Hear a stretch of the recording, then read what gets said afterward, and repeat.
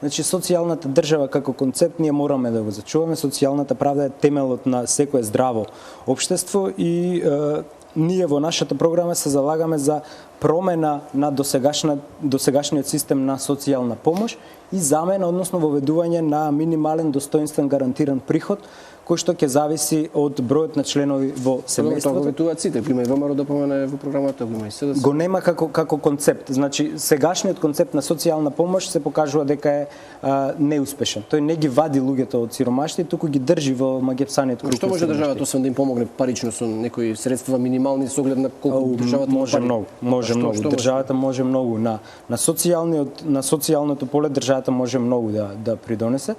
Значи баш тоа е филозофијата на социјалниот систем, да биде safe network, значи да биде мрежа кога вие би се осмелиле да одите, на пример, имате јажи и доле имате провалие, кога би се осмелиле да одите, кога немате мрежа или кога имате мрежа.